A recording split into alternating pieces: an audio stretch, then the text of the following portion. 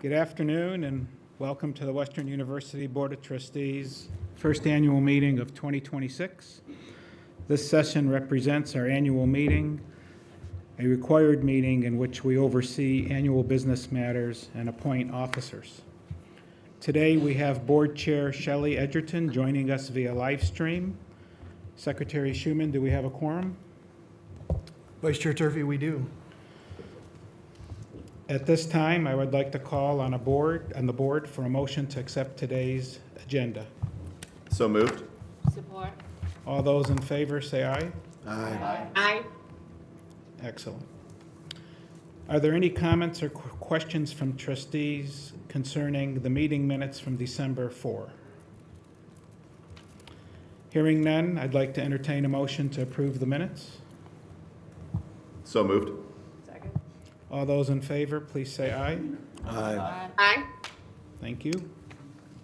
I'd like to move us directly into today's agenda, but first I want to thank the board for their willingness to take time from their schedules to attend the upcoming National Conference on Trusteeship, which will be next month in Denver. Your participation demonstrates your dedication to this board and to Western Michigan University. Thank you. Our fiduciary responsibilities are significant, and the level of engagement we see, particularly full board participation, speaks to our cohesiveness and our commitment to learning best practices in governance, fiduciary excellence, and trusteeship. Turning to today's meeting, we are filled with anticipation to hear updates and remarks from our shared governance partners and excited to celebrate our most recent class of employee graduates who balance professional responsibilities while continuing their education here at Western Michigan University.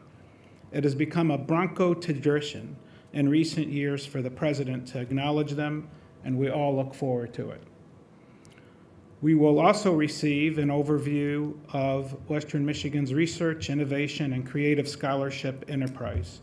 Yesterday, today, and the future, introduced by President Cavalluna and presented by Dr. Remzi Shicker, Vice President of Research and Innovation.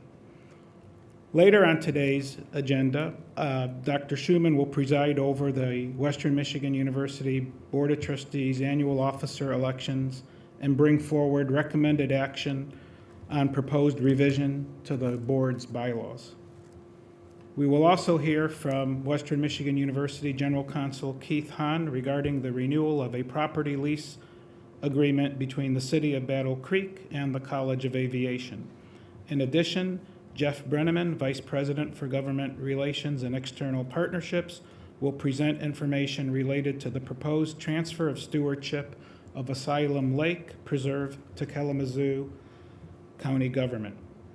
As part of today's consent agenda, the board will also consider a lease agreement for renewal at the Montague House, curriculum proposals, and a personnel report. At this time, President Cavalluna will provide remarks to also include recognition of our most recent class of employee graduates. President Cavalluna, take it away.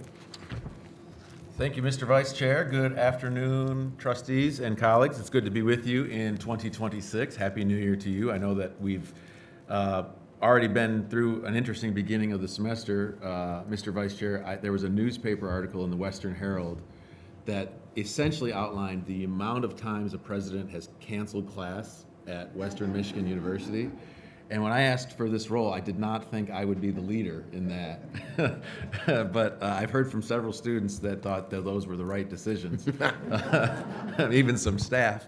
But we were off to a good start of the semester, a little bit cold and a little bit white, but it's been a great start to the semester. I want to make a few comments about some trustees and some upcoming events, and then of course I do want to do what you were so gracious in allowing me to do, which is to outline the names of our teammates who were with us in December and graduating with certain degrees. I see a couple of them out there today, and I'm excited to call them out, which will be the highlight of my comments. The first thing I want to do is say that our esteemed leader, the chair, is coming to us virtually, and I appreciate her doing so. I also want to comment on her time as chair. I appreciate her being the leader of this board and for her dedication and service to her alma mater. It's something she and I share, and I'm proud that during my time in this role, she was the first chairperson to lead with me, and it's a little bittersweet to not have her here today, but she can hear me, and I know if she's got comments, she'll be able to make them, and I want to say thank you to her. I also want to say thank you to you, Mr. Vice Chair. We started an interesting new process whereby we ask leaders from around our community and frankly around the country to come and talk to students about their leadership journey and what they've learned and what they might impart to students. And you were the inaugural guest of that. We had it yesterday in the Lee Honors College. It was literally a fireside chat. There was a nice warm fire between us. There were students there, and we got to talk about your background and your leadership journey, and it was just a really wonderful opportunity. And for those of you who are students, how many are students here today? I don't see a ton of students, but no, wait, hold on, don't steal my thunder, Madam President. President Noggle was there also. There were a lot of staff there, but for you students, I see some of you who were actually there, yes. Tell your friends to come to these events in the future. And the reason, for those of you who don't know, I'm starting this interview with my boss in a public setting, and he says, I'm about to introduce him, and he says, hang on a second, I'd like to make an announcement. And I thought, okay, well, this isn't in the script. And he said, I appreciate being here, and students have a lot of work to do, and they're here to listen to me, and I appreciate that, and I just want you to know I'm so supportive of you. Who's a student here? And 10 students raised their hand. He said, well, I appreciate you being here, and it's my honor to donate $1,000 to each of you in your educational journey.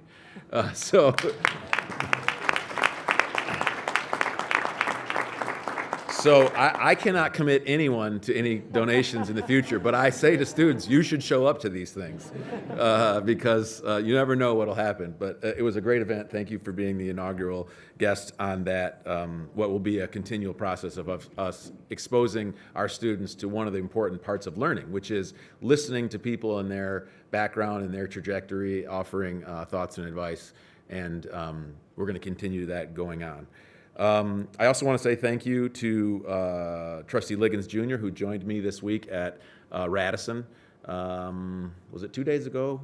Yes. Was it 2 days ago? We had Breakfast of Champions, where many people from around our community and our football team and many other members of our athletic department were celebrating that the football team won the MAC championship in their league and also the Myrtle City Beach Bowl championship, and it's always a pleasure to have the board join me at those events. It was a great event. I want to thank Trustee Hoadley for joining me with a meeting that we had with the Gilmore Foundation that was interesting and supportive, and hopefully, if you don't know Trustee Hoadley, he's a really good fundraiser, so that's why I wanted him there at the meeting with this foundation, and that was very, very helpful. I also want to thank Trustee Chen Zhang for hosting an event in Naples, Florida with several Broncos who were successful and enjoying time in the sun, where I was able to meet with them and enjoy some time in the sun, but also suggest to them that, you know, we're all from Western and you're always welcome to come back. Maybe I'll ask them to give a speech at the leadership discussion and suggest what our vice chair did. But thank you, Trustee Chen Zhang, for hosting that event. It was a great way to connect with alumnus from Western. I also want to brag about a college that's near and dear to me. I see Dean Thompson in the back. His college, the College of Aviation, is proud to announce that they recently, with the help of Vice President Brenneman and Fred Shively in the Office of Government Relations, the team worked together and with the senior senator from from Michigan, the United States Senator Gary Peters, was successful in getting over $800,000 from the United States government to the College of Aviation to help support simulator training equipment and lab equipment at the College of Aviation. And for those of you that know, I graduated from that and I worked in that college. I had nothing to do with this. This was all homegrown effort, but I'm more than happy to brag about it. I also want to brag about our College of Education and Human Development. I see Dean Deinhardt here, who is the person responsible for getting the university, particularly her college, $100,000, and it's only one of 5 universities in our state that got $100,000 from a philanthropic entity to help build a better pipeline of people who are in university to become public school and K-12 teachers. We'll use that $100,000 to pair our students with up-to-date training with mentor teachers in the K-12 systems. We gave a great interview and got quoted in, I think it was Bridge Magazine, but in any event, it was a great way for us to highlight what is our history. You all know that our 120-year history began with the idea of us creating wonderful educators, and Dean Deinhardt and her team were frankly one of the highlights of the 5 universities who got this $100,000, and I would be remiss if I didn't thank the Michigan Educator Workforce Initiative, EdPrep Partners, and 2 Revolutions for the support of that college. I also just want to say thank you to all of my colleagues and my teammates, and frankly, the grittiest group, which is our facilities management team, many of whom are in a collective bargaining agreement, asked me, some are not, but if you think about it, when I'm closing school in the morning, I'm doing what most students do. I'm probably not gonna go outside today. But these people are out here on this campus, and if I was interested, I thought, well, how much is it? It's 39 miles of sidewalk. That they don't get the day off, by the way. The purpose of closing is so that we don't get in their way so they can clear the sidewalks. And sometimes, Mr. Chairman, it's continuing to snow. And there are 26.5 miles of roadway, 96 buildings that these people have to continue to keep safe and warm. And, you know, these people do a job that we just kind of expect is done. And oftentimes, we don't even see them doing it. And I just want to say to those people, many of whom are not here for the reasons I just said, that I thank them and I appreciate them from everyone on the board and everyone who's got the privilege of sitting here in a warm building right now. I just am grateful. I also want to do what is the most enjoyable part of my presentation, which is, again, to congratulate folks who have matriculated and received a degree from Western Michigan University, the greatest university on the planet, while they were employees and teammates at Western Michigan University. And I would be remiss if I didn't start with one, the only one, who invited me to her grad party, and who I did attend the grad party. After a long day of graduation, it was a really nice capstone. But I'm gonna read all of these names. And because some of these people are still working right now, I'll read all the names, and then if you're here and you heard your name, we'll have you stand up, and then we'll all give you rapturous applause. The first name I mentioned was Dr. Sherry Fuller, and the rest are Christy Chambers, Mac Gadeski, Nicole Lockwood Womack, Linda Zalea, Ramitha Dishanayaka, Ryaluji. I apologize. My last name's hard too, and I apologize, Ramitha, if you're here.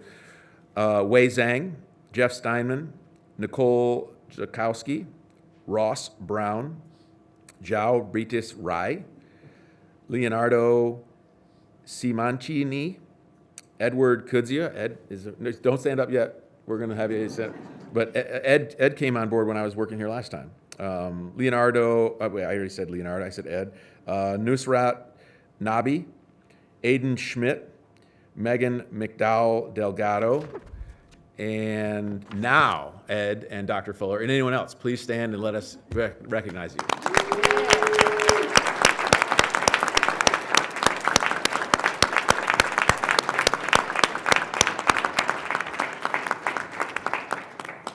All right, the last thing I have, Mr. Vice Chair, is just a shout out to several of the great things that are happening on campus that I was privileged to be around. I see the Dean of Fine Arts in the back. I was at his shop, the Richmond Institute of Design, where the Center for Humanities had a really interesting art show where my daughter and I attended that was about home. And we had art in many, many forms. Frankly, the spoken word art, any kind of art you'd want to see focused on what we think about home. And I was honored by Dr. Mills to make a comment about home and how I feel like Western Michigan University is my home. And it was a great thing to have my daughter there with me. And so thank you, Dean Guyette, for hosting that. Right after that, Sammy and I went to a basketball game where our lady basketball team made a valiant effort against Miami of Ohio. Last night, our board met in the Reed Fieldhouse and then watched our men's basketball team take on Toledo. And that's just a few of the events that have been going on this campus that we're really excited about. So when you see me out and about, please say hello. And we're off to a great start, Mr. Vice Chair, and this semester is going to be a great one. So I appreciate you giving me the time to talk about it for a minute, and I'll take any questions from anyone. Otherwise, I'll let you continue with your agenda, sir. Thank you. Next, we'll hear from our shared governance partners. Up first is Dr. Amy Noggle, President of the Faculty Senate. After Dr. Noggle, we will hear from Western Michigan Student Association President Luke Kritzman and Graduate Association President Claire Binford. I just want to say something. Chair Edgerton and I, for the past year or more, have been always communicating with Dr. Noggle and Luke and Claire, and they really work tirelessly on behalf of all of you in the university. And it's just a great honor to learn from you and work with you. Thank you. Thank you. Good afternoon, Chair Edgerton, Vice Chair Turfy, members of the board, President Cavaluna, colleagues and guests. On behalf of the Western Michigan University Faculty Senate, I want to thank you for the opportunity to address the board and update you on our activities. Before I do that, I also want to thank you, Vice Chair Turfy, for your generosity with our students, but also for the benefit of your wisdom that you shared. I mean, regardless of the $1,000 scholarship, I walked away with kernels of wisdom that you shared, and I would encourage all of my colleagues to take advantage of this presidential leadership series too, so thank you. The Faculty Senate councils and committees have been actively engaged throughout the fall 2025 semester, advancing a range of substantive policy initiatives. We've had several memorandum of action that are currently in development and have been or will be presented in the coming months. These proposed actions address key academic and institutional priorities, including the establishment of memorandum of understanding related to undergraduate credit hour requirements for majors and minors earned at Western Michigan University, updates to course delivery modality definitions, the creation of some clear deadlines for student submission of evidence during academic appeals process reviews, the implementation of standardized artificial intelligence statement for course syllabi, revisions to our undergraduate and graduate prior learning assessment policies, and updates to university-wide global learning outcomes. Collectively, this work reflects a sustained commitment to academic rigor, transparency, and responsiveness to emerging instructional and technological contexts. The scope and breadth of these initiatives underscore the central role of shared governance in shaping institutional policy and supporting student success. In furtherance of collaborative governance, the Faculty Senate Executive Board, the Western Student Association, the Graduate Student Association, representatives from the university administration, and many of the members of the board will convene tomorrow for a half-day shared governance retreat. We're really looking forward to this retreat. It's going to provide us an opportunity for dialogue, alignment, and strategic discussion among the university's shared governance partners to reinforce our collective commitment to inclusive decision-making and institutional effectiveness. According to Article 3, Section 1 of the Senate Bylaws, election of officers, during its February meeting, the Senate selected nominees for the next president and vice president of the Senate. One verified petition was submitted for president and one for vice president. The nominee for president is Janet Hahn, Director of Healthcare Services and Sciences and Master Faculty Specialist in the School of Interdisciplinary Health Programs of the College of Health and Human Services. And our nominee for vice president is David Rudge, Professor of Biological Sciences and of Science Education in the College of Arts and Sciences. On Monday, February 9th, the Senate election began with the ballots for president, vice president, representative at large senators, department senators, and council and committee members. The voting will close at 5 p.m. on Friday, February 20th. So a few updates from the Senate councils and committees. The Academic and Information Technology Council advanced 2 memorandums of action, which were recently approved by the Faculty Senate. The council also submitted a report to the Executive Board on faculty use of and preferences for virtual meeting platforms and is exploring other initiatives related to artificial intelligence and cybersecurity. Our Graduate Studies Council has established a subcommittee that, in consultation with other councils, will formulate guidelines and recommendations for practical policy documents on the use of artificial intelligence in graduate education and research. The council members agree that this is more of an opportunity than a threat for graduate education, and that as an institution, WMU will be better served by taking a practical and preemptive approach. The WMU Essential Studies Executive Advisory Committee has recently created a review process to increase our efficiency for advisors to approve WMU Essential Studies equivalencies for transfer students. And before closing, I want to pause to express my sincere appreciation to Shelley Edgerton as she concludes her service as board chair. I've had the good fortune of working closely with Shelley on the presidential transition team. She tolerated attending many listening sessions and my terrible jokes, and also alongside her as a shared governance partner during my term as Faculty Senate President. I also had the pleasure of cheering along with her at a few football and hockey games where her commitment to WMU is just as evident in the stands as it is in the boardroom. One of the most consequential chapters of our shared work was, of course, participating in the search and selection of President Cavalluna.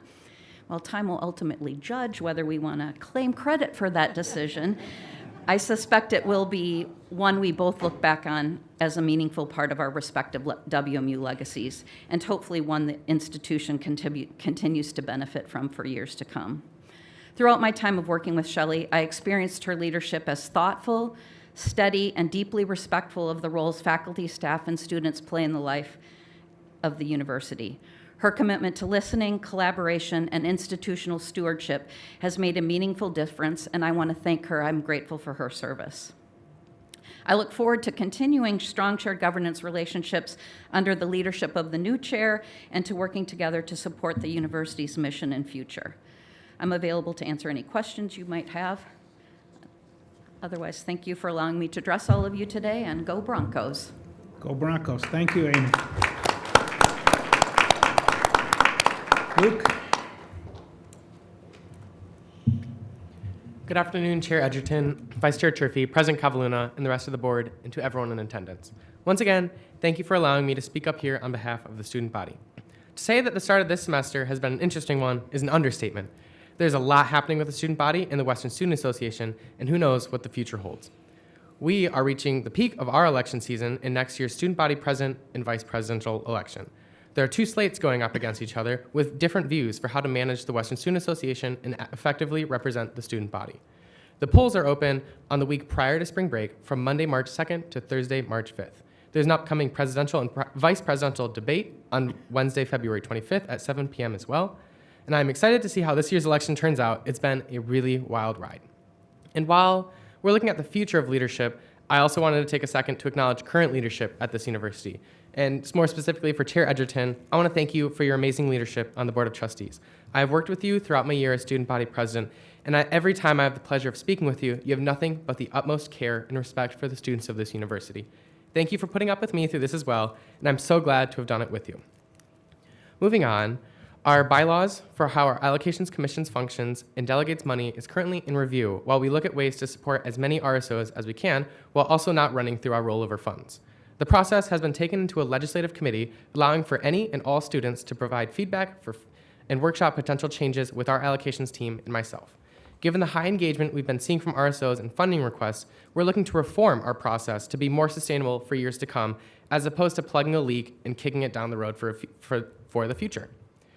Much of my focus this year is committed to seeing the allocations process through to ensure that we maintain our resources and distribute them equitably so all students may benefit from their student government.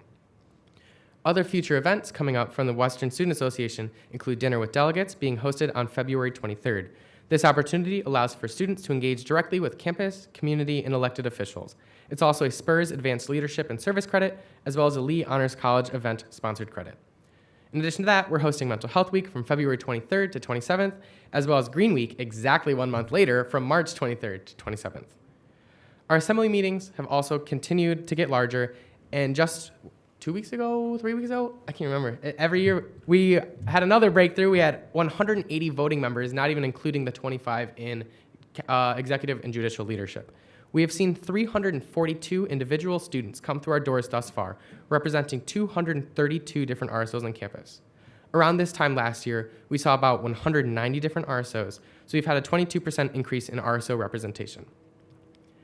And as it pertains to the student body, I want to come on with a more personal note from students. There have been many questions and fears regarding agencies like ICE in their presence in Michigan and on this campus. Speaking on behalf of over 16,000 students, I believe that WMU should have clear guidelines as to how the university deals with immigration officials and compliance. I know the best interests of the students are in the hearts and minds of the university, but there have been growing fears as people do not fully know how this university will protect them. I can only imagine the fears that some people have been going through over what we have been seeing nationally. And as agencies like ICE creep closer and closer, having been conducting routines in Michigan, I'll do everything that I can to fight for the students of this university. Friends and family living in fear and hiding behind locked doors is not a safe and sustainable environment to accomplish this university's mission of so all may learn. It breaks my heart to hear from students and friends about the extra steps and precautions that they take because they do not trust our country to act in the best interests of them. The students of this university are strong, and the students of this university will fight for what is right. If I'm not up here properly advocating for the needs of the student body, the organization that is the Western Student Association has failed. This is a deeply personal issue to all of us. We have friends and family who struggle during times of fear, and we need to know that this university will do everything it can. I truly appreciate the willingness of this university to work with us to calm fears with students and to know that you have our backs. Thank you to President Cavaluna, the Board of Trustees, and WMU as a whole for being so receptive for the student voice. In closing, thank you for this opportunity to speak to you as a shared governance partner. I truly look forward to each and every day of being able to work together in the spirit of this university to make life better and easier for all students. I wouldn't be here without the student body of this university or your willingness to work with us. With that, onward for the brown and gold, and I'm here to answer any questions you may have.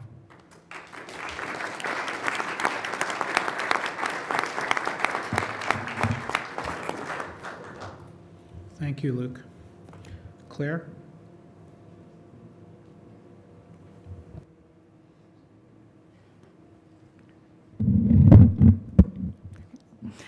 Good afternoon, Chair Edgerton, Vice Chair Turfy, and the Board of Trustees, President Cavaluna, and all in attendance. I would like to begin by thanking Chair Edgerton for your dedicated leadership and service to Western Michigan University during your time as chair. Your commitment to this institution has made a meaningful impact to all graduate students, and it has been a true honor to work with you. Now, I am grateful for the opportunity to share an update on the work of the Graduate Student Association and to highlight several exciting initiatives currently underway.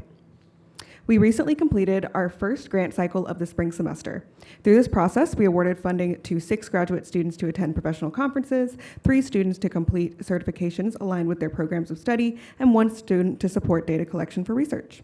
In addition, 4 registered student organizations received funding for upcoming events, and 1 received support for operational expenses. In total, GSA allocated $15,752.90 directly to graduate student scholarship, professional development, and community programming. We are proud to invest in opportunities that advance both academic excellence and student engagement. After a brief delay due to Michigan winter weather, we also held our first General Assembly of the semester, along with our first graduate student mixer. These gatherings reflect our continued commitment to strengthening connections across disciplines and fostering a sense of belonging among graduate students. Our General Assemblies provide a space for dialogue and advocacy, while our mixers create opportunities to build relationships and community. Both are essential to addressing student needs and enhancing the graduate experience. We are currently preparing for the semester's 3-minute thesis, which will take place on February 25th from 1 to 3 p.m. in the Graduate Commons at Waldo Library. 10 graduate students, each representing a different discipline, will present their research in a compelling format. This event celebrates the innovation, dedication, and scholarly contributions of our graduate community, and I invite you all to attend. As we look ahead to the end of the spring semester, which is wild, we are excited to announce that the GSA Gala will be held on April 17th at 7 p.m. in the Fetzer Center. The Gala is a long-standing tradition that recognizes the hard work, resilience, and achievements of graduate students, whether they have just begun their studies or will be preparing to graduate. It is both a celebration of their accomplishments and a reflection of the vibrant graduate community at Western Michigan University. Finally, I would like to echo President Kritzman and underscore the importance of ensuring that every student feels safe on our campus. As Luke stated, the safety of our students is our priority as representatives. All students deserve to pursue their education free from fear, uncertainty, or intimidation. Thank you for your time and support of students. I will now take any questions. Mr. Vice Chair, if I may. President Binford, have you selected the judges for the 3-minute thesis yet? We have. Actually, thank you to Dean Bird Jacobs for helping us with that. Yes. I didn't make the cut? Unfortunately, Wow. unfortunately, your schedule did not allow. Okay. Well, now I feel doubly embarrassed. I wish the event a lot of success, and in the future, I will try to get trustees to engage because it's such a great event, and I wish you the best in it. Thank you. Thank you, Claire. Thank you.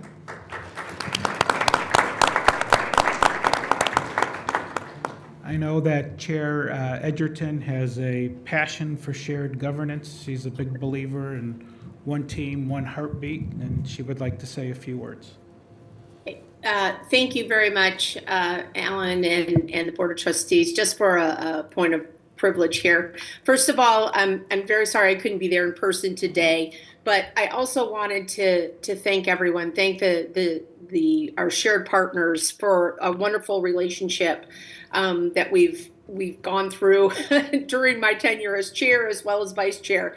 It's certainly been an honor and a privilege to work with all of you very much. And it is especially rewarding for me to see the growth of our student associations. From my beginning days on the board when I first went, and I think GSA was going through a constitutional change to, now where the Graduate Student Association is, it's just been an honor and a privilege to work with all of you guys, and we are on a good path for Western. If these are our future leaders, we have a lot of promise here, and I'm very, very thankful and very flattered by all the comments today. So I'll turn it back to you, Ellen. Thank you so much for the time. Thank you, Chair Edgerton.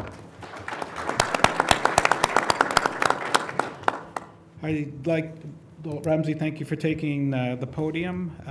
I'll turn it over to President Cavalluna to introduce you. As your highlight today is about yesterday, today, and the future. I also want to recognize two of our deans that are pushing for innovation. They all are, whether it's in the Honors College, but in the aviation, our Dean of Aviation is here, Ray Thompson, and our Dean of Engineering, Steve Butt, is always here. I thank both of you gentlemen and Ramsey, and of course all our other deans who are pushing for innovation. Thank you, Mr. Vice Chair and colleagues. I know he needs no introduction, but we do have our teammate, Dr. Ramsey Seeker, who's the Vice President of Research, is going to make a presentation. And I probably can't say anything because I'll be accused of stealing thunder. So I'll just say we're on a really great path with Dr. Seeker and all the support that he's getting from across the university, and I've asked him to share some of that with you. I'll just say he gave this presentation, excuse me, to the Senate recently, and it just makes me so excited. So I wanted to hear it a second time. So over to you, Dr. Seeker. Thanks so much. So I did include more bad news in there, but we'll manage. So that's why he's staying away from it, right? I was going to blame the cuts on him. So, but anyway, let's go ahead and look at our research enterprise. A great university also needs to have a great vision and mission, which we do, right? And as such, paired with those, we also have our values on which we stand, especially during tough times. When times are good, it's easy to talk about everything being shiny and nice and pink. But it really, the truth comes out when times are tough, and that's where our vision and mission becomes the guiding principle for us.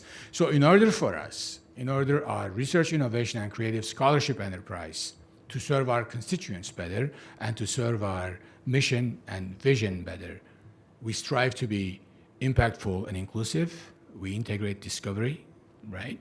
And we also make sure that we contribute to making the world a better place through creativity, research, and innovation. So that requires an enterprise that basically put students first, serve students while partnering with businesses and industry in our region. This is what's going to guide us through the tough times as it has been this year that we have to navigate. And I'll talk about the details of it as time comes.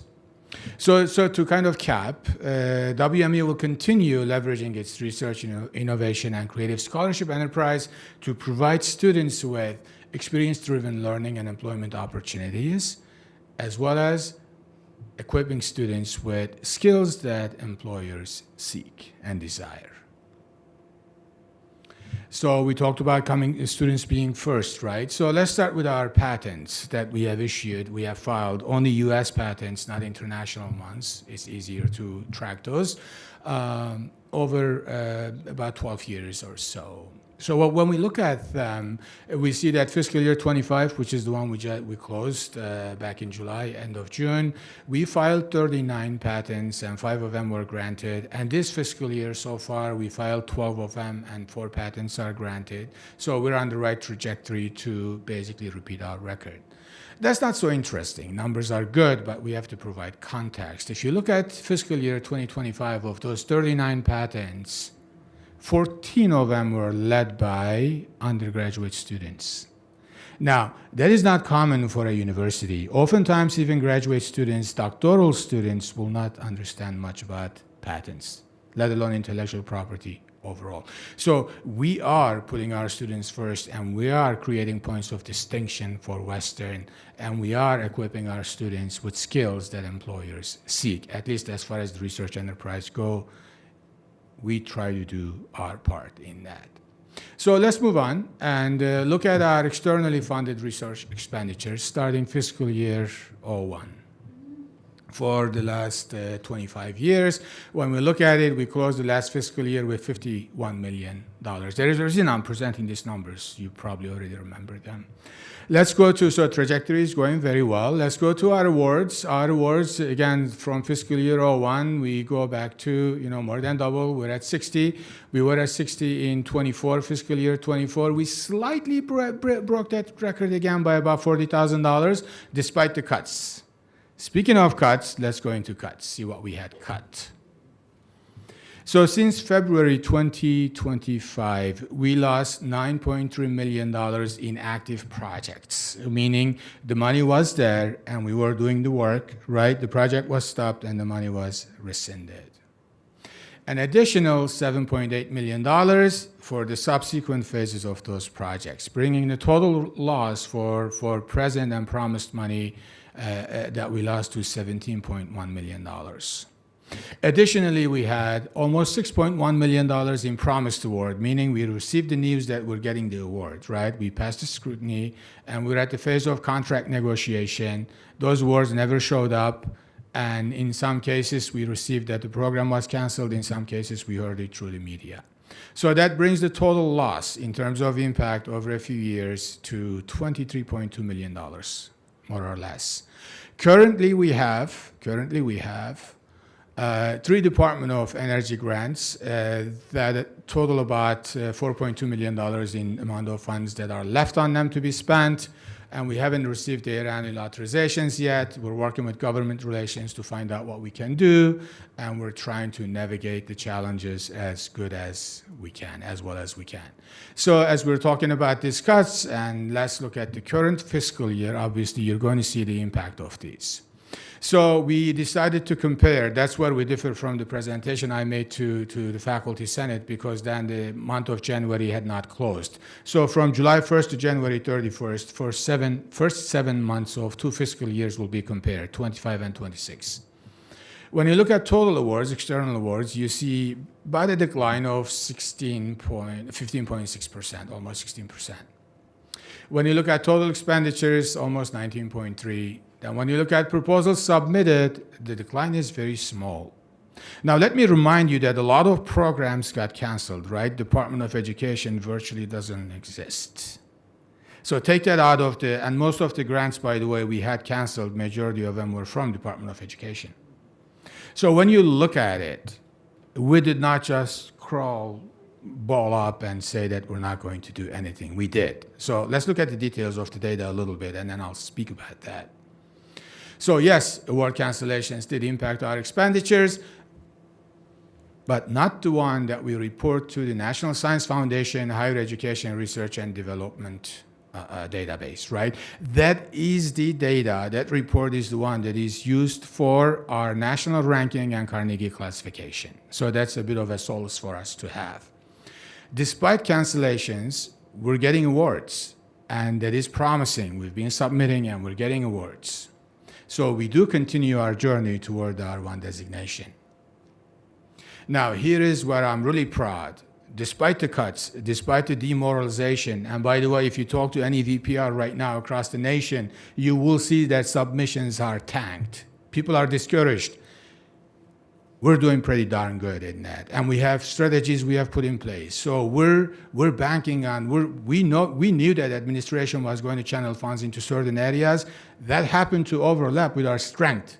And we're targeting those areas, we're targeting large amount of money. So we're being resourceful and we're being resilient. Failure is no option. So during these tough times, what is really going to serve us well is that we navigate these challenges through work that fulfills our mission. I have to stop here and say one more thing. When these cuts were happening, right, and it's not a small amount of money for an institution like us, we did not start infighting and attacking one another. We did not leave not even one student stranded. The collegiate dean sitting in here, Dr. Butt, Deinhardt, Kretsky, we all came together and made sure how we're going to meet our students. And as these grants were canceled, government relations was on board, general counsel was on board about how quickly we can, and faculty too, by the way. Everybody pitched in that we did our rebuttals. Unfortunately, none of them resulted in a favorable response, but we didn't just sit back. And we strategized again and again and again, including all of our communications and how we handled that. Poor general counsel was getting text messages at 10 p.m. and then at 5 a.m. from me. He does get up early, that I know now. And so what we're going to do is we're going to target strategic growth areas that are multidisciplinary and that are well positioned to attract external funding as well as philanthropic investment. This is, by the way, how research enterprises across the nation are now orienting themselves. They are targeting philanthropy as well. And for that, I'm grateful. President Cavalluna has been on board. Since he's been here, he's been a staunch supporter, and he has already made his mark on putting us in front of people, talking about our research enterprise, and securing funds for us. And for that, I'm truly grateful for his leadership. And these areas that we're targeting are also going to provide experiential learning opportunities for our students, right? Since they are multidisciplinary, they're not going to be contained to just one area as your traditional grants would for the most part. They are going to be able to provide opportunities for students across the university. They will be industry friendly because that's our research enterprise is more than 80% applied research, translational for those who like the other terminology. So that's how we're going to navigate it. So we talked about NSF HERD. Let's talk about NSF HERD. And the reason I separated WMed and WMU is because I heard a lot of, you hear a lot of legends, like most of our research expenditures are from WMed. Well, let's see. Let's look at the data. So I started from the day, I think it was 2012 when WMed was formed, I believe, and then it took a while for it to move forward. So back in 2012, our research expenditures were $21 million. Those are in thousands, by the way. Moving forward in 2024, we did close it, just WMU side, by $55 million. It's definitely more than twice, and when you look at the combined, it's $62 million, so that's about almost 3 times increase. So we're doing really well, and we're going to keep doing well. So then you hear sometimes, people say, back in the day, in 1990s, we were at $50 million. Well, let's go back and look at a complete picture. That's why past, present, and future, right? So we went back all the way to 1973. That was 20 years before I was born, and that basically that was the first year university submitted its research expenditures to this database, right? So we took it from there until 2024, and you see that we're really at a nice place right now. looking at that data alone. Let's compare ourselves with the other R2s in the state, right? So those are our friends at Central Michigan, Eastern Michigan University, Oakland, as well as UMich Dearborn. And so at the beginning, we kind of started below Oakland, and we passed them in 2022. Oakland is like, well, I'm here. Then 2023, we're like, well, you should stay where you are. We're happy with, leading you guys, and you see the rest of the curve. So one more. So by the way, I didn't touch on the, this is a mess. So I didn't touch on the, from fiscal year 23 to fiscal year 24, the change is that we moved 16 slots from 235 to 219. And if we look at who we left behind, these are the 10 universities I picked. 6 of them are already R1s. 6 universities. And quite a few of them actually have my friends, and one of them particularly we beat in hockey, and then we beat them in research. That's a lot of satisfaction for me. So be careful when you're friends with me. I am a little competitive when it comes to these things. And I will stop here and answer questions. Going once, going twice. Seeker is out. Have fun. Thank you.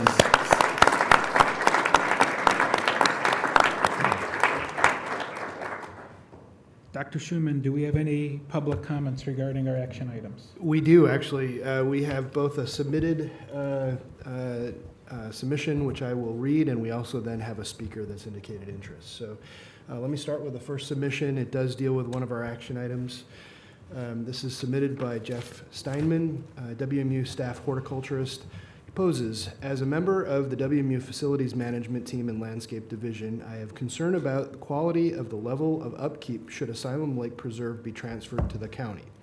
Our WMU AFSCME staff currently handles maintaining trash cleanup, fallen trees crossing the paths often the same day, as well as snow plowing of the parking lots and some pathways at the preserve, among many other things. We provide auxiliary support during controlled burns, as well as do tree work and invasive plant control to maintain and improve the unique and increasingly rare oak savanna ecosystem of which Asylum Lake Preserve is included. Here's the question. What is the county's knowledge of oak savannas, the boundaries and topography of the property itself, including the beaver population, a keystone species, as well as its staffing levels and proposed maintenance plan to maintain and exceed the level of stewardship Asylum Lake Preserve currently benefits from, both by WMU AFSCME Landscape Division staff and the nonprofit organizations such as the Asylum Lake Preservation Association that support, volunteer their efforts.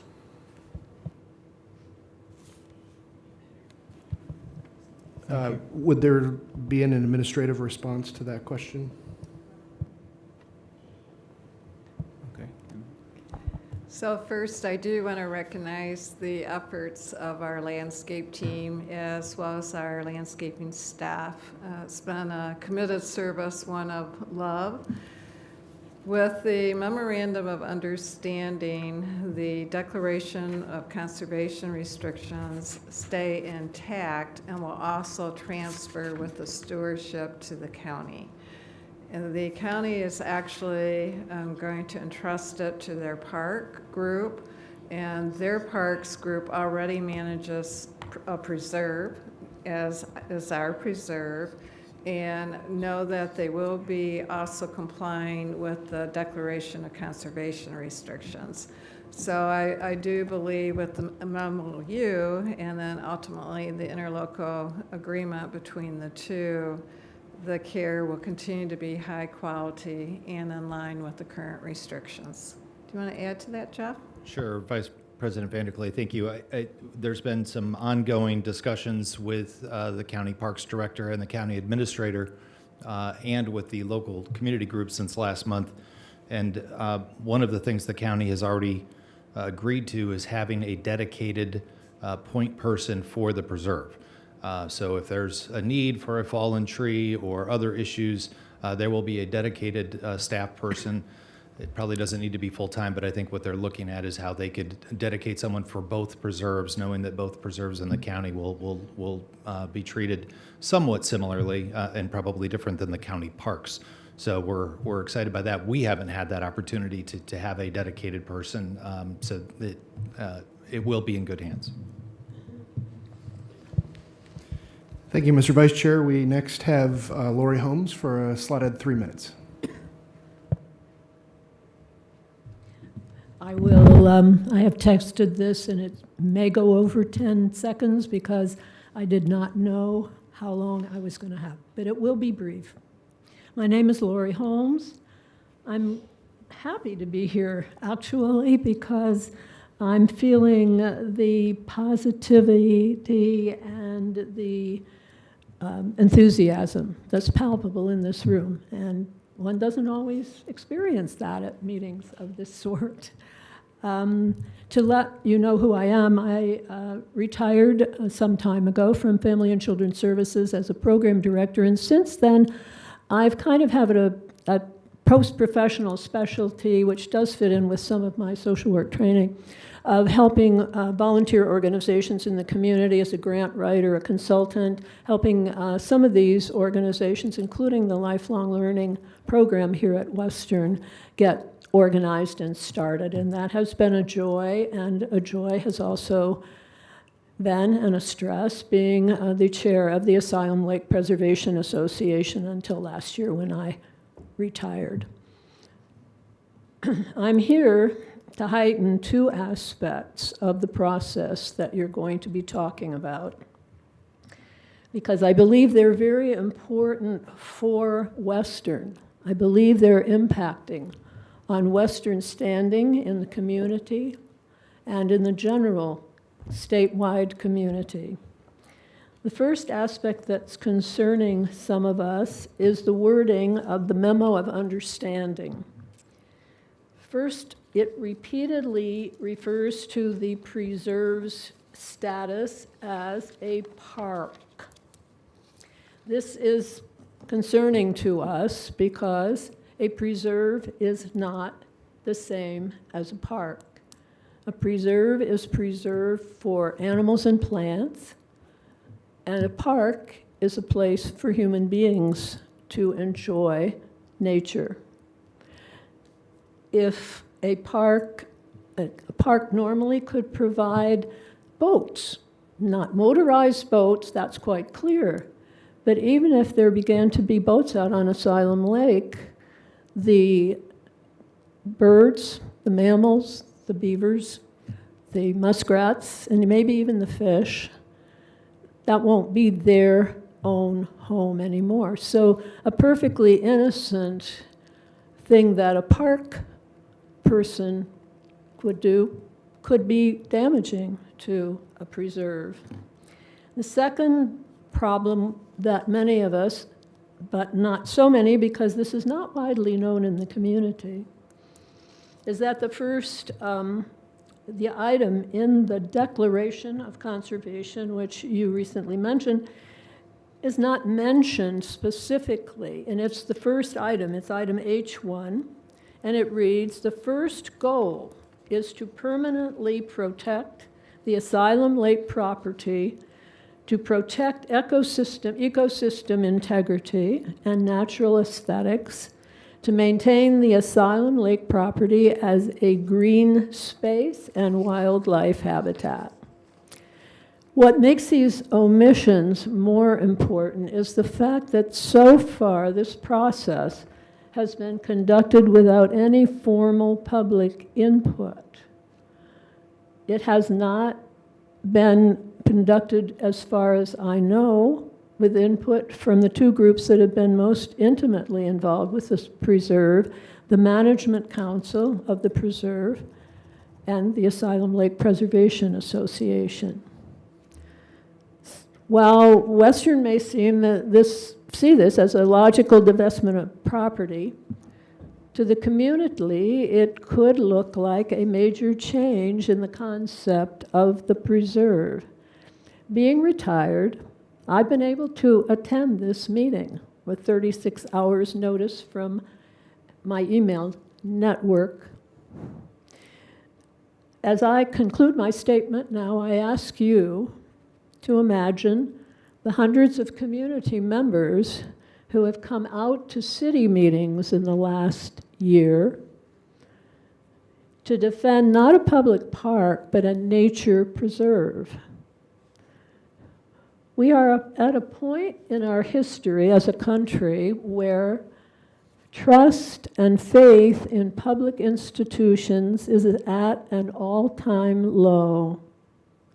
I can easily see that Western does not want to find itself on the list of suspect public institutions, especially with the inspiring leadership that's very obvious in this room. For the sake of the standing of our university, it's imperative that the transfer of management will not degrade the integrity of this unique and delicate ecosystem. The university needs to publicly and strongly state that as the transfer is made, that ecosystem, precious and unique, will be protected. Thank you very much. Mr. Vice Chair, may I ask Ms. Holmes some questions? Yes. Ms. Holmes? Ms. Holmes?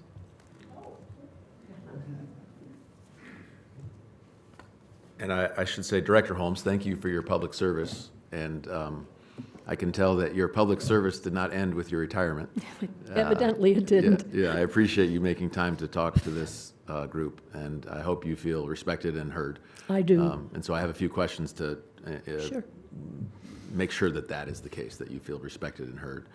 And I ask these merely for my education. You mentioned that you were recently the chair of one of the two groups, and I think I heard you say you're no longer the chair. Is that right? Right. Okay. And I again ask this merely to understand. Do you feel as though you speak for the group, or do you feel you're speaking on behalf of yourself, or both? That's a really good question. The group itself hasn't congealed around this issue. Tremendous amounts of that group's time, which I am still in touch with but not present at, was spent preparing for the hearing at the City Commission, which took place a couple weeks ago. And it came out with a statement that was very related to the zoning issue. Then news of this began to kind of circulate, but only indirectly, because so far the chair of the now chair of the group had been involved in a meeting with the county officials and some of our Western friends. It's been that sort of thing that's a concern, that most of the people in town at this point really haven't had access to information about the process. And I don't think that's intentional, but it is a consequence of the way it's developed so far. And my feeling is truly, I truly felt that I wanted to warn you about the unintended consequence and about I often talk about the difference between intention and impact. And I see this in communication and when I used to do family counseling work. Often something that somebody says is completely misunderstood or is understood in a different way by someone else. And I think that's the danger of this happening in the community now. Okay. So is it fair for me to assume that if there's been communication between the university and the current chair or leadership of the group that you most recently chaired, you weren't part of those conversations? No, Okay. none of us were. Okay. And some of it had the feeling that it wasn't something that was supposed to be, well, that it was still kind of unofficial. It wasn't necessarily the respect for what seemed to be confidentiality. So it was shared with just a small group of us who are still very close to the center of ALPA, as we call it. Okay. And if I could just summarize what I think I heard were your substantive concerns. One was the the term of art park versus preserve. Is that PARK is sort of a four-letter word for some ecology people who are very invested in preserves. okay? And so because it's a four-letter word in your parlance, is it Yeah. just the case that if that four-letter word were anywhere in the MOU, irrespective of what it means to other people, that is going to be offensive to you? Is that right? Not if it's also balanced with a definite statement about the importance of a preserve as a preserve rather than as a place for human beings to come and enjoy themselves and maybe not have much regard for the muskrats or the birds or whatever. Okay. And then the second substantive concern I thought I heard you make mention of was that some operative language dictating what can and cannot happen there. Did I understand you say that it wasn't in the document at all, or wasn't prominently featured enough, or was it something different? The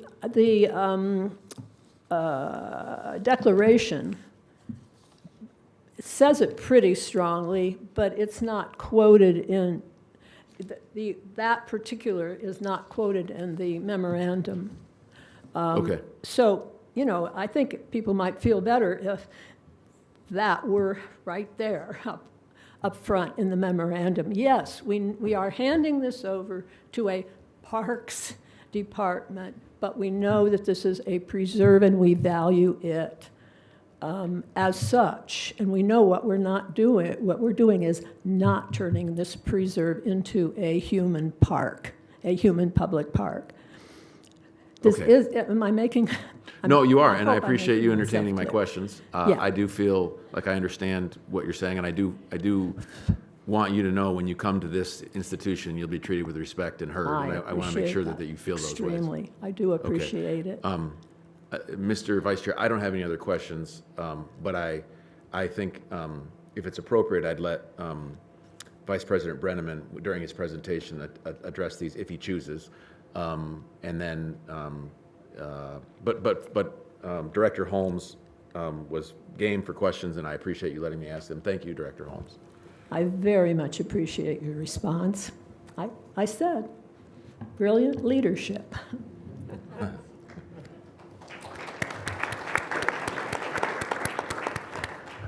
I want to echo, Mr. President, your remarks.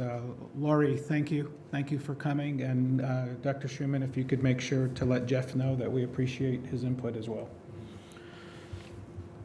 Well, he will be making a presentation. Oh, no, the other Jeff. Oh, okay. Yeah.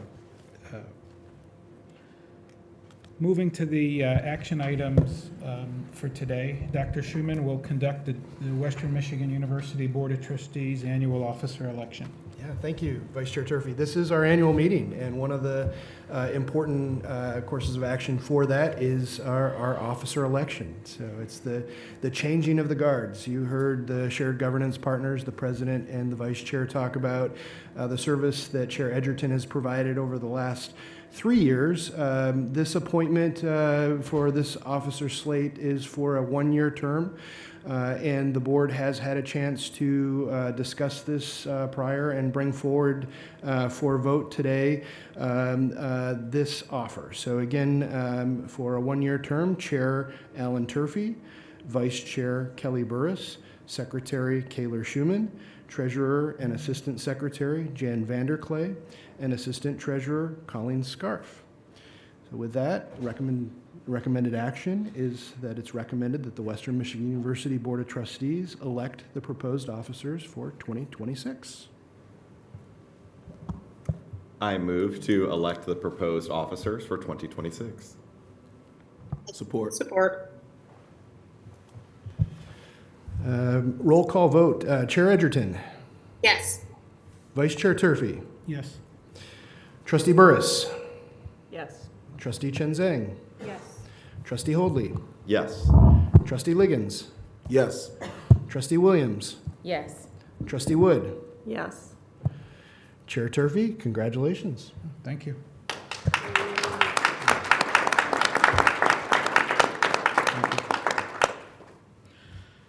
Thank you, Thank you all for the trust you've placed in me. I'm honored to serve as your chair at this moment in our university's history. I also want to thank our outgoing chair, Edgerton, for her leadership and steady fiduciary guidance for the past 2 years.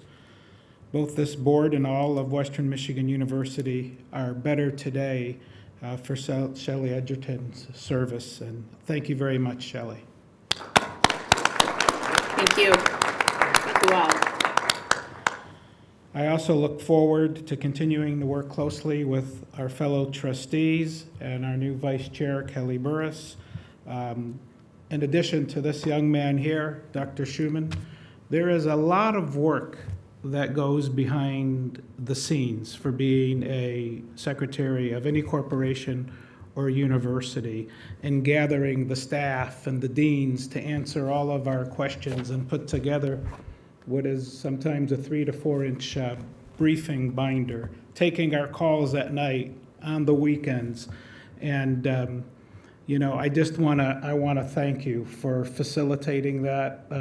Since Chair Chen Zhang was chair and I stepped onto the board, and I watched how you've gotten us all ready and answered our questions. Sometimes I know it's a thankless job, but I want to let you know on behalf of the entire board and our president, we sincerely appreciate what you do.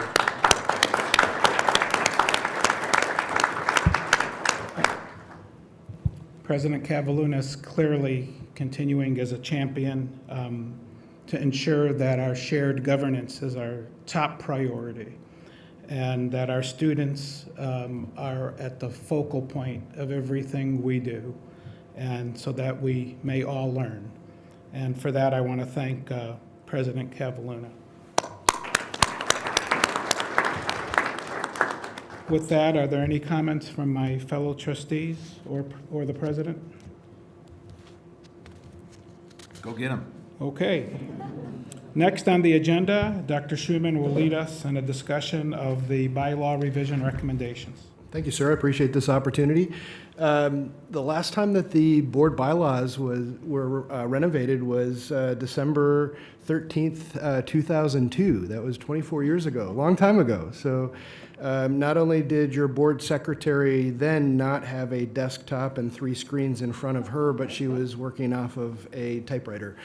And not only did your trustees have iPads in front of them, but they had half of a tree also. So the world has changed, their engagement has changed, the university has changed. So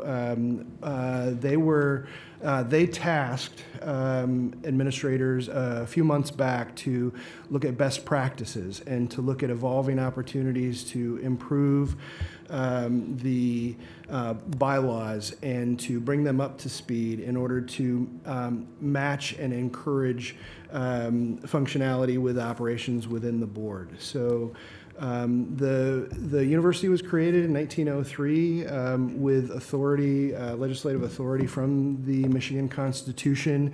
That same Constitution gives the board many authorities. Of those authorities, it's oversight of the institution. Within these bylaws, some of the continued changes include conflict of interest provision, a non-discrimination provision, expansion of committees and indemnification provisions, as well as provisions that help to govern when the board exercises the authority to delegate authority. So with that, we are now headed into the future. Recommended action is to recommend that the revised bylaws of the Western Michigan University Board of Trustees as set forth in the exhibit to this proposal be approved and be posted to the Board of Trustees website. Move approval. Support. Roll call vote? Okay. I'm sorry, any questions on that? No. Okay, all right. Roll call, Chair Edgerton. I'm sorry, Yeah. we're going to change the process here. So Yeah. bear with me. Thank you. Chair Turfy. Yes.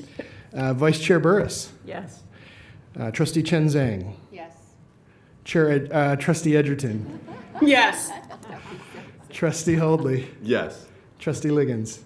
Yes. Trustee Williams. Yes. Trustee Wood. Yes. Motion passes. Thank you, Dr. Schumann. I'd like Mr. to Chair. invite, yes, sir. Just a big round of applause, thanks to Mr. Hahn for helping us with all of the work on the bylaws. So very much appreciated with that. Thank you. Thank you. Keith. At this point, I'd like to invite Keith Hahn, our Western Michigan University General Counsel, who will put forward for our consideration the recommended lease agreement between WMU and the City of Battle Creek at the site of the College of Aviation. Thank you and congratulations, Chair Turfy. Western Michigan University has a long history of aviation programs dating back approximately 85 years. In the 1990s, the College of Aviation was established, and we entered into a 30-year ground lease agreement with the City of Battle Creek, moving our aviation operations to the Battle Creek Executive Airport at Kellogg Field, a city-owned joint civil-military airport. We have since significantly renovated and expanded our buildings at the airport, including the Flight Operations Building, Aviation Education Center, 4 main storage hangars, and Aircraft Maintenance Building. Our world-renowned College of Aviation continues to thrive and grow, and its activities help make the Battle Creek Executive Airport the state of Michigan's 3rd busiest airport based upon takeoffs and landings. The university and the City of Battle Creek have agreed on the terms of a new 30-year commercial lease and use agreement with options for 4 renewals of 10 years each. The lease agreement is comprehensive, including the rules and regulations applicable to the airport, as well as its ground tenants. The annual rent for the first year of the lease agreement is $157,000 and some change. Thereafter, the annual rent shall be adjusted to increase annually by 2% on July 1st of each year for the duration of the lease agreement. Trustees, it is recommended that the board authorize the administration to enter into the commercial lease and use agreement with the City of Battle Creek on the terms described in the attached commercial lease and use agreement. And Dean Thompson and myself are here to answer any questions that you may have. Any questions? Dr. Schumann, is roll call vote, please? Move approval. Motion, I beg your pardon. Do we have a motion? Move approval. Second. Chair Turfy, Yes. Vice Chair Burris, Yes. Trustee Chen Zhang, Yes. Trustee Edgerton, Yes. Trustee Hoadley, Yes. Trustee Liggins, Yes. Trustee Williams, Yes. Trustee Wood. Yes. Chair Turfy, motion passes. Thank you, Dr. Schumann. Next, we will hear from Jeff Brenneman, Vice President for Government Relations and External Partnerships, who will offer for our consideration a stewardship transfer of Asylum Lake Preserve to the Kalamazoo County government. Thank you, Mr. Chair, and the rest of the Board of Trustees. Before you today is a proposal for the transfer of stewardship of Asylum Lake Preserve to the County of Kalamazoo. It is step 1 in what will be ultimately likely a 3-step process. The 274-acre parcel of land was transferred to us by the state of Michigan in the 1976 Legislative Act. The preserve has been really valuable to us as a research area for our faculty and students, still continues today. It's been managed by the Asylum Lake Policy and Management Council, made up of representatives from the local neighborhood associations, environmental groups, and WMU departments. And I really want to thank the council members, the management council members, ALPA, folks like Lori Holmes, who has been very dedicated to this over the years. They've given their time, their passion, and service to make the Asylum Lake Preserve a better place. And I would think most would agree that the preserve is healthier today and Asylum Lake is healthier today as a result of that work over the last 25 years, and in large part because of those declarations that have been in place. We have started discussions with the county about the proposed transfer of stewardship of the responsibilities of the preserve. We all need to focus, they can focus on their mission, which includes management of these kinds of properties, and we can focus our efforts on our educational mission. The proposal would place the stewardship within the county, a public entity who does have that core responsibility of management of natural resources and parklands, and a similarly sized nature preserve. We would also, so step one would be this MOU. Step two would be the negotiation of an interlocal agreement, which will probably take a few months, and there would be more input during that process. After that is in place, the idea would be to go to the state to pass legislation that would provide us a deed, something that we don't have. They conveyed the property to us, but didn't provide a deed. When we get that deed, we could actually deed the property over to the county. The preserve would be solely used for the purposes as it has been used now. I know the four-letter word that Director Holmes mentioned has been used, and I think it's important to say that that is a term that all county parks are used to be described as a park, although they do make the distinction on a preserve. Words matter, but this would continue to be a preserve, managed as a preserve, with all of the same restrictions the declaration, conservation declarations include now. The university is committed, frankly, to our local stakeholders in meetings that we had last month with both groups, with the county, that the declarations that have protected and improved the integrity, the ecological integrity, and the natural aesthetics will not be changed, only but to amend the removal of Western in those declarations and having the county be the ones that would be responsible for them in the future, that we would make no other amendments as a part of this process. The fund that's held at the Kalamazoo Community Foundation would just have its beneficiary changed. So it would allow the county to manage that fund and how it's used to protect the preserve. And again, the fund could only be used for the sole operation, maintenance, and permanent protection of Asylum Lake Preserve. I want to thank Vice President Vanderclay, who's worked on this for many years with the preserve, and her team, who has to provide public safety to the preserve, maintenance, trash pickup, parking lot.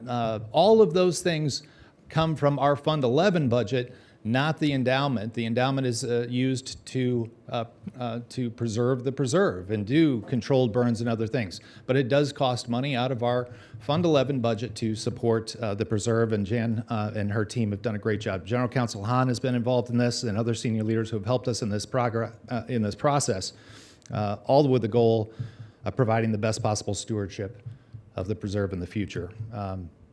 So with that, I can maybe address a couple of the other things that Director Holmes mentioned. The county, when we got to the point of saying this is feasible, it's legal, we could look at this, the county convened a meeting, which we participated in on January 14th. There was probably 25 people in attendance and more that were on a Zoom. Both groups were represented, the Asylum Lake Preservation Association, ALPA, and the Management Council. We answered questions for 90 minutes about this proposal, whether or not it made sense, what the concerns were. Both of the groups said, well, since all of our members can't be here today, can we submit questions? And so they solicited questions from their membership.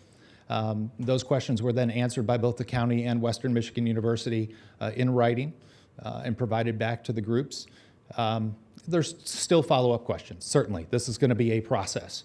But I think there was certainly no real opposition to moving forward with exploring how this could look. We shared the draft memorandum of understanding that's in your packet with the Asylum Lake Management Council last week. So they had it in advance before it went public. And then we obviously shared with the university community this week that this was going to be on the board agenda. WMU put out a press release, I think, on January 17th about this. I could have the date wrong by a day or two, but it was somewhere around that time, and there was local media that this was being considered. And then lastly, I'll just say the state budget recommendation came out yesterday for universities, and it's 0%. I mean, this is why we have to focus on our core educational mission as much as we can and in every way possible, because every dollar that we would be using to support this preserve, if a 0% budget comes from the state next year, would be coming from student tuition dollars. And certainly, we think we should be focusing those on student success.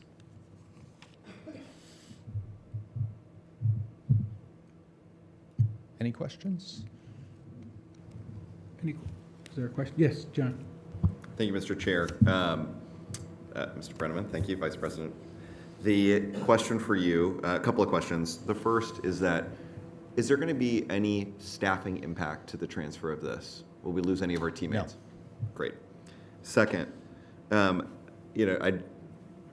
not a lawyer, and I just want to be clear if this is a term of art or some other distinction, because I'm curious about what Director Holmes raised with the preserve question. Right. And so I see it clearly the term preserve is used in the description, and then the county intends to operate the preserve as a county park, which I'm hearing you say is a term of art for all properties they own. Correct. But then it says the county will be required to use the preserve solely for public park, recreation, or open space purposes. Is there any point in the MOU that says, but operating it in the manner of a preserve outside of the declaration of conservation restrictions which are maintained? Good question. And again, all of the conversations we've had with the county, all of the discussions with the stakeholders so far have continued to make sure that we say this is going to be a preserve. It has to be under state law when it was transferred and conveyed to Western in the 1970s. And then furthermore, the declarations that were put in place in 2004, I believe, even further stated what those uses could be, and that we've committed that nothing would change. So I think that the word parks is getting used when I think in the interlocal agreement we could even further define that it's going to be a preserve and not a county park. It will be a preserve, and that we could also ensure that all of the declaration conservations are fully mentioned so that it would relieve that concern that was omitted for some reason. I appreciate that. That would address my concern. Great. Thank you.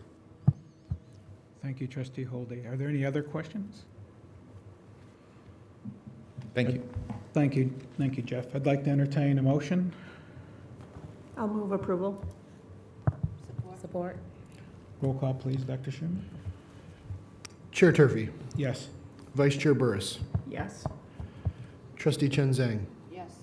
Trustee Edgerton, Yes. Trustee Hoadley, Yes. Trustee Liggins, Yes. Trustee Williams, Yes. Trustee Wood. Yes. Chair Turfy, motion passes. Thank you, Dr. Schumann. Moving on to the consent agenda, are there any of the items on the consent agenda which include the Montague House, the curriculum proposals of the personnel report, and the renaming of the New Valley Residence Hall? Are there any of those that anyone would like to lift or discuss? No? With that, Dr. Schumann, I would like a motion.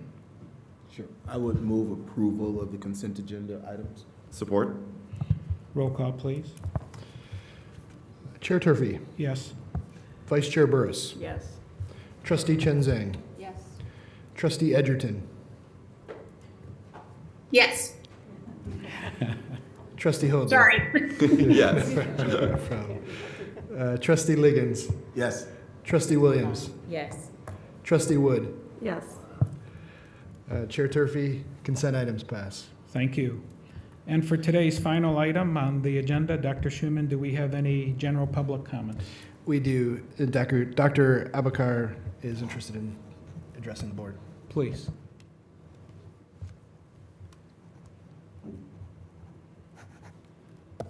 Greetings and good afternoon. First of all, I would like to, as a frequent hiker in the Asylum Lake, I would like to say that I'm very sure that the leadership of our university will make the good decision about it. Just when I joined Western Michigan University, Elson Floyd just came to Western from the Triangle of North Carolina, and he had a vision to have a research park. And there were some competition between Battle Creek and Kalamazoo. And he had to make the right decision. But the story I heard, maybe Jeff or Diane know better than me, the story I heard that President Floyd, may his soul rest in peace, was coming to the office, to the administration building, and there was demonstration there. So he came to the demonstrator, shake hand with them, and say, "Would you like to continue demonstration, or would you like to talk and have coffee with me?" And the story I heard that they came to his office, they had coffee, and they have agreement that half the north side of the reserve will stay as preserved area, and the south side will be College of Engineering and Technology Park.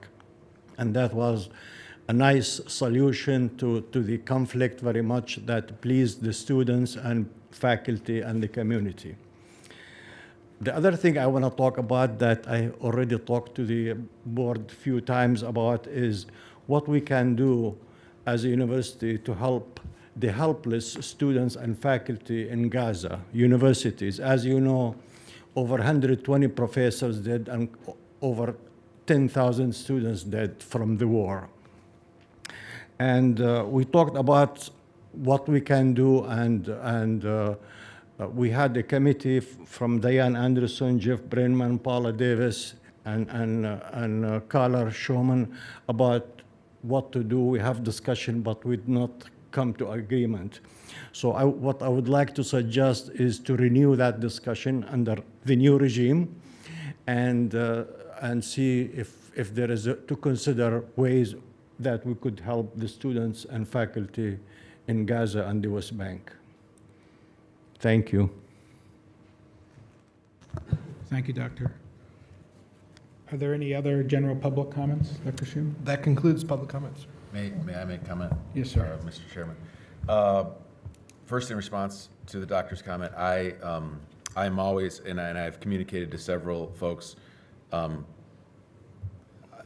I am always open to any proposal to help bring in new students to Western Michigan University, whether they come from Indiana or Gaza. They are welcome, and I'd be happy to see proposals for that. Mr. Chairman, to those of you who have not had a chance to meet what looks like the incoming president of the Faculty Senate, Janet Hahn is here, and she's running unopposed apparently. So I don't want to there may be a write-in campaign that comes up on her inside, but Dr. Hahn is here, and for you trustees that have not had a chance to meet her, please take the liberty to do so. And the only candidate for vice chair is David Rudge, and he's not, I don't see him here, but I appreciate the Faculty Senate President Nagel identifying them as on the ballot. I just have a few alumni updates that I want to brag about, who happen to also be your colleagues, Mr. Chairman.